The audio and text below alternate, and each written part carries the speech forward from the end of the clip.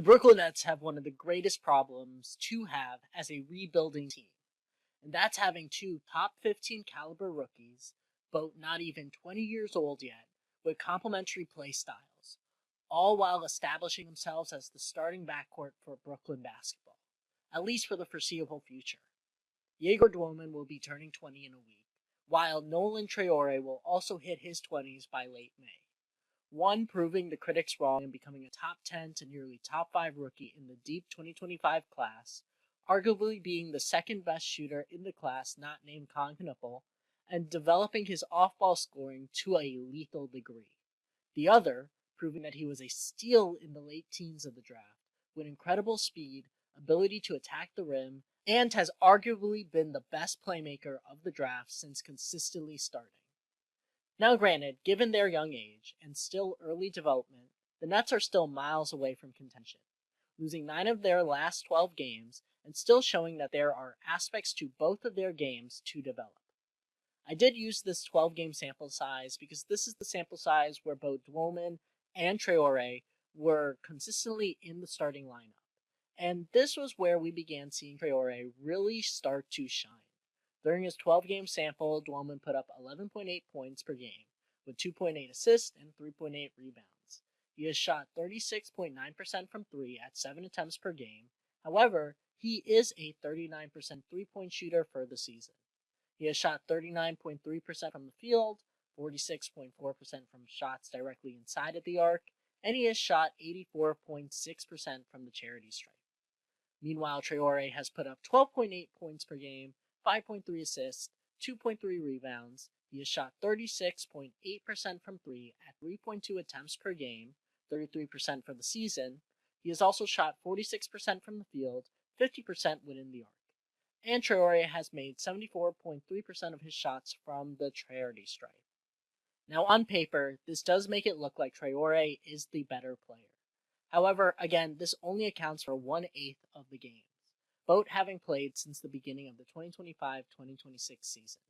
I do still give Demin the edge since he has performed for longer, but regardless, both have been great.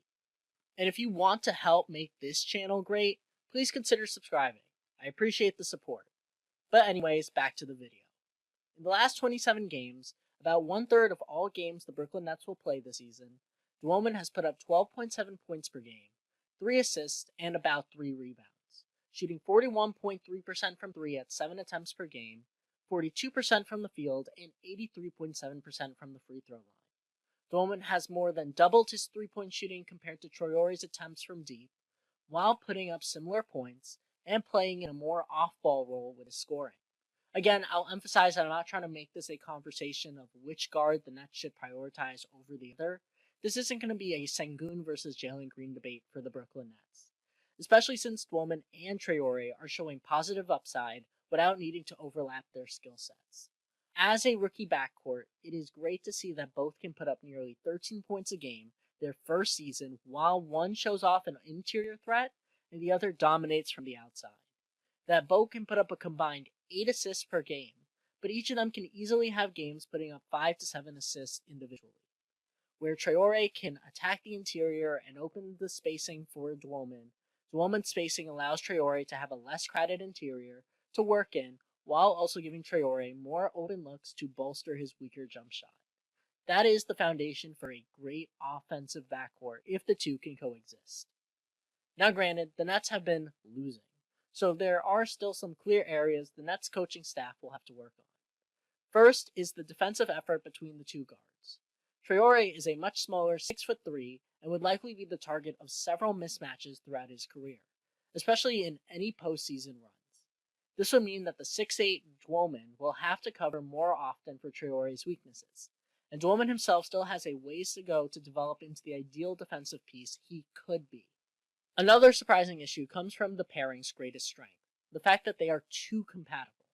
If the two rookies settle into their roles, both will end up potentially developing clear issues in their games. Demin needs to be able to attack the basket more to open up his playmaking and offensive firepower, while Traore might make things harder for his teammates if he cannot consistently shoot 35 to 36% from 3 on 5 to 6 attempts per game. That being said, I do trust the Nets coaching staff will take their development seriously, because Jordi Fernandez has been a coach who has been giving a lot of tough love to give the young guards as the season progresses. We have already seen how well the Nets development has taken Demin and Traore. Demin was not a prolific three-point shooter in BYU. He had the shot mechanics, but not the consistency.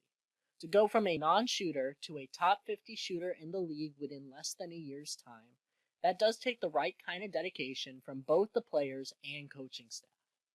Again, it's too soon to say what either of these two will be. However, it does go without saying that the Nets fans and organization should feel very excited with the foundation set out for their backcourt. At worst, these two can be a great starting caliber guard, supplementing whatever star the Nets bring in, and at best, the two can be a star-studded backcourt that brings the Nets back to contention. Let me know your thoughts in the comment section down below, and if you have watched till the end, please consider subscribing. I appreciate the support. This has been Above the Net, and I'll see you all next time.